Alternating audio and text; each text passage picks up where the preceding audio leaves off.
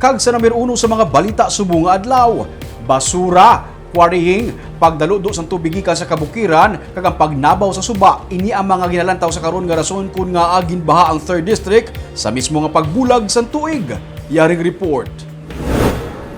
Alas 8 sang aga sang Enero 1, nagtahaw na ang baha pero amo pa sini ang sitwasyon sang Lopez Silay City Branch. May mga karsada nga mabudlay agyan bangod may tubig baha sa gihapon. Sa kudal sang ancestral house sa mga Hofilenya, makita ang mga ginpang-anod nga mga basura. Ang ini nga lalaki nagaubog pa sa baha. Suno sa iya, wala sila tinulugan sang ebokada sang New Year bangod sang baha.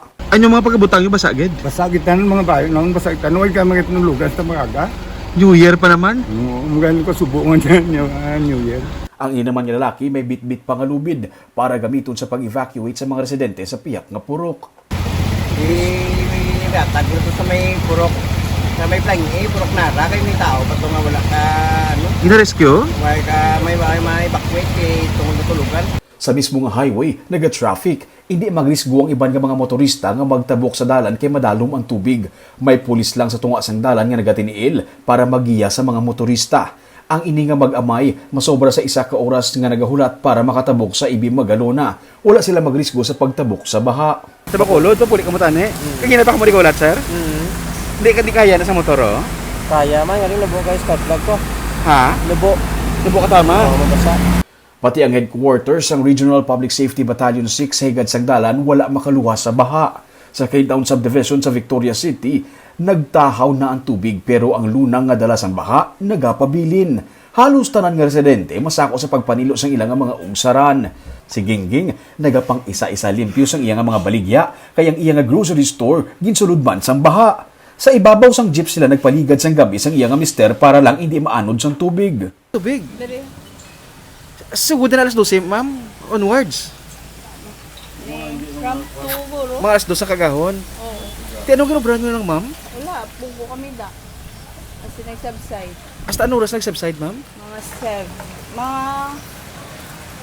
Mga 6:30. Nanaog lang kami pero ang tubig diri gyapon hawa. Ang iyang mga customer nagbulig na ng ani sa pagpanilo sang iyang mga baligya. Si Russell kagang iya naman nga mga pamilya, wala man sang tinulugan, masako man sila sa pagpanilo sang ilang nga ugsaran. Ang duha ka ref sa katupad niya nga tiyanggi, ginpang anod sang baha, hindi na makita. Ang washing machine sa ilang nga garahe, iya sang kaingod niya balay kag ginanod pa kadto sa guwa sang ilang nga gate. Gin pa kamaayo niya na lang nga ibutang anay sa ilang nga garahe para hindi mabudlayan sa pagpangita ang tag-iya. Pero wala iya gali ulan diri kagabi sa Victoria, diri sa inyo sa Quintown. Wala ulan? Wala.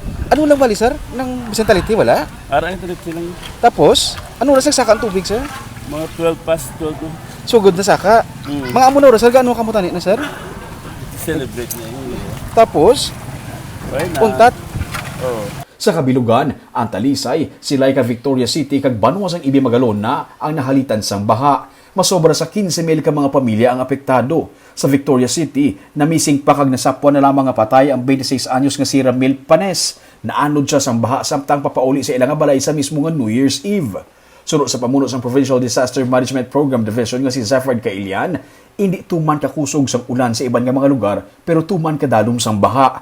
Ang basura, quarrying, pagnabaw sang suba kag pagdalo-do sang tubig gikan sa kabukiran ang ginalantaw nga mga rason kun nga ang nagbaha. Di damo naman din basura kung lang taon na nag-agi kita dito sa mga bridges na tubala nga nahalapawan.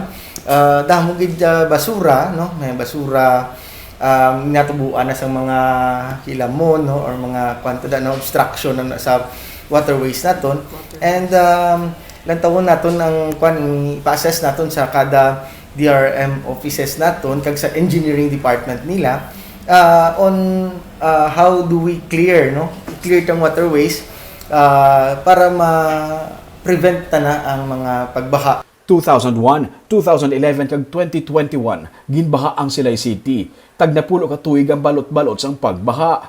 Ang Department of Environment and Natural Resources nagpangayo man sang updated nga listahan sa mga quarry sites sa mga ginbaha nga mga lugar para mausisa.